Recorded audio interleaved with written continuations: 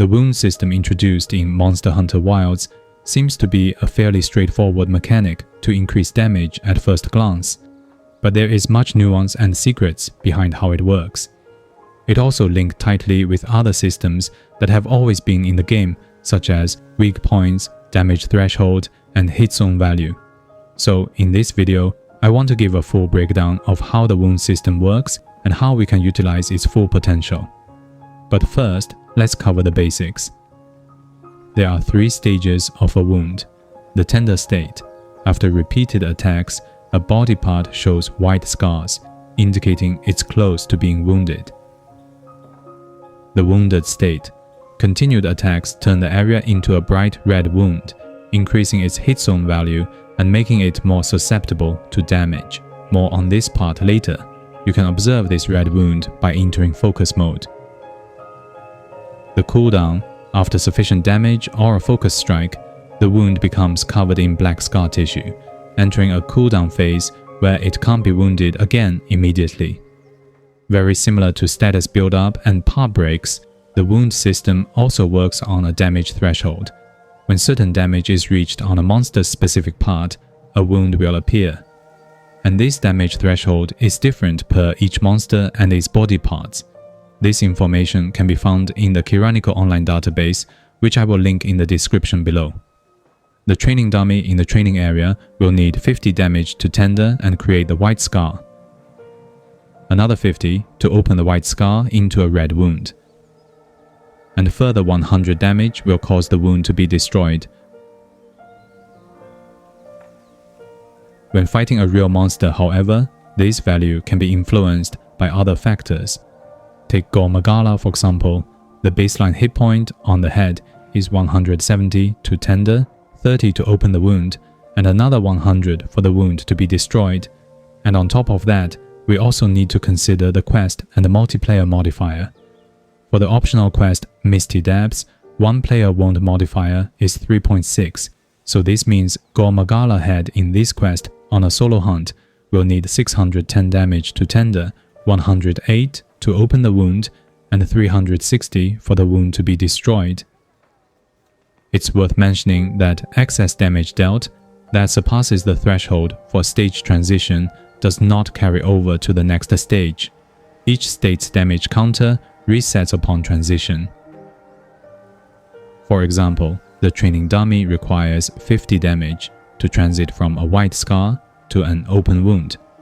If you deal 450 damage in a single hit, the extra 400 damage doesn't contribute to breaking the wound. Now, we mentioned that when a monster has an open wound on a body part, it will be more susceptible to damage. To understand how it actually works, we need to introduce another concept, the Hitzone Value. To put it simply, Hitzone Value represents the percentage of our raw damage that a specific body part receives.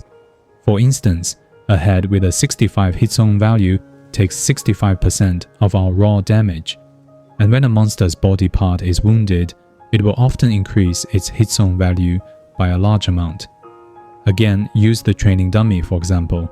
It has Hitzone value of 80 when hit from the front, but when it's wounded, the Hitzone value will increase to 100 for the duration of the wound until it breaks.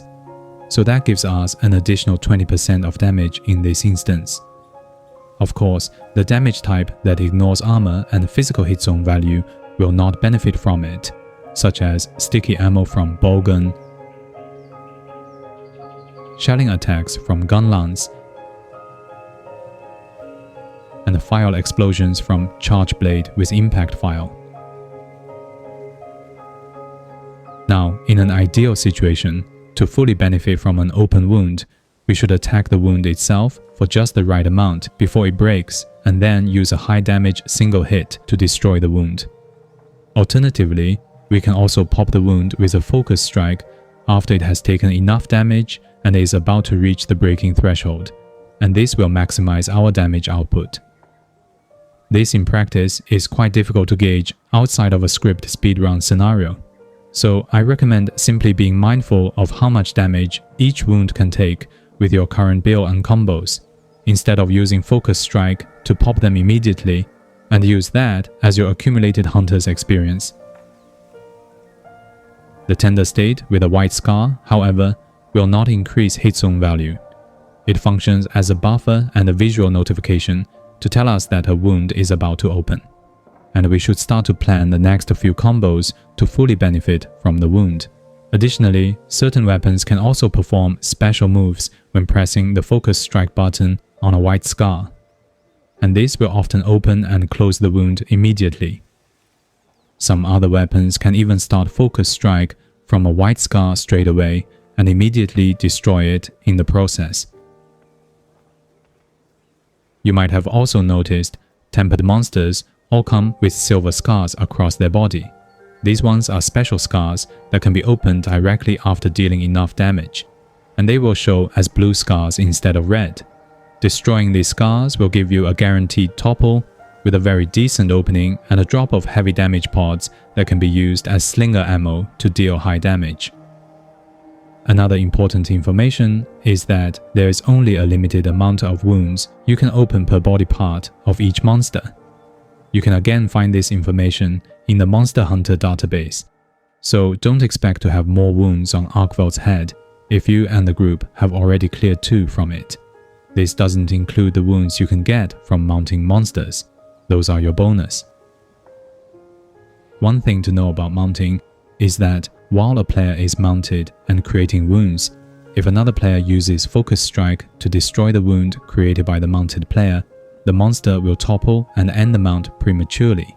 So if not communicated in advance, when you do see another hunter mounting a monster, use this chance to sharpen your weapon and rebuff yourself and the party is always a great option.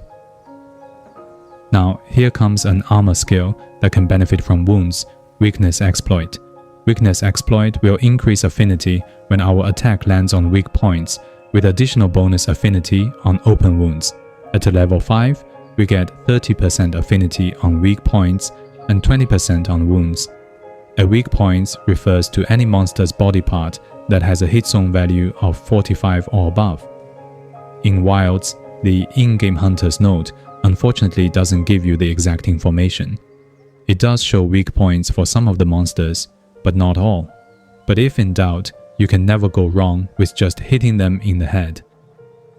An open wound will almost always guarantee to make a body part become a weak point, so you will get a total of 50% affinity when hitting a wound with level 5 Weakness Exploit. It's another good reason to hit them with your highest damage attack. However, as mentioned before, wounds don't have too much health, and there is a limited amount of wounds that can be opened. Take Arkveld for example, there are a total of 16 wounds that can be created across all his body parts, and if we use the multiplier in his optional quest, The Chains of Life, all his wounds will have a total of 6,560 HP. That is 30% of his 21,320 HP. With 20% affinity for 30% of the fight, we get roughly 6% average affinity. But in reality, we might not get a chance to open all 16 wounds before he is dead. And even if we do, we will be sacrificing damage by attacking non-weak points body parts. So the actual affinity gain is far less than that. When you use a focus strike to destroy a wound, there will be damage numbers with small arrows around them showing up when the wound is destroyed. The more wounds you destroy in a single focus strike, the higher this damage would be for subsequent wounds. For Greatsword, for example, I will get 30 for destroying the first wound, 50 for the second, and 80 for the third, and this damage also benefits from the quest modifier. Again, let's take the Gore Magala quest Misty Depths as an example. The one-player modifier is 3.6, so when I focus strike on the head, I will get a fixed 108 damage. This damage will increase as the quest gets more difficult and more people join the hunt due to increased modifiers. Here is another skill that can benefit from wounds and often misunderstood, the Partbreaker. Traditionally, Partbreaker in Monster Hunter series won't actually increase our damage output, but in Wilds, it will increase the wound-breaking damage number when dealing focus strike. At level 3, we get a 30% damage boost. So back to the training dummy example, with level 3 Partbreaker equipped, we will get 39 for destroying the first wound, increased from 30. 65 for the second increased from 50, and 104 for the third increased from 80.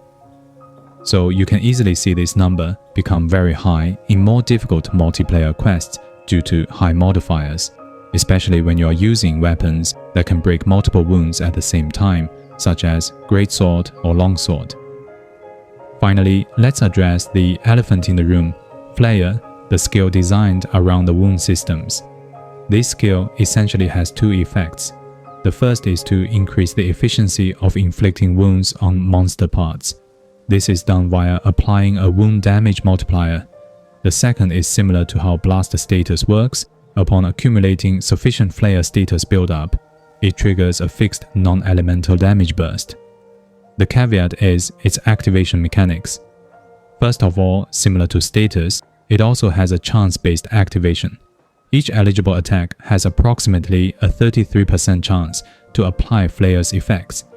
Secondly, not all attacks are eligible to trigger Flayer at all, such as tackles from Greatsword, Shield Bash from Sword and Shield, and the AED or SAED from Charge Blade. There are many more attacks from each weapon that won't trigger Flayer, which will require a completely different video to cover. But for now, know that even if it's more of a niche skill, it can still shine in certain encounters when synergized with wound-oriented playstyle. And with that concludes my detailed guide on the wound system introduced in Monster Hunter Wilds and how we can utilize it to its full potential. I hope you find it useful. If you did learn a thing or two, please leave a like and subscribe for more Monster Hunter content. Thanks for watching and see you next time.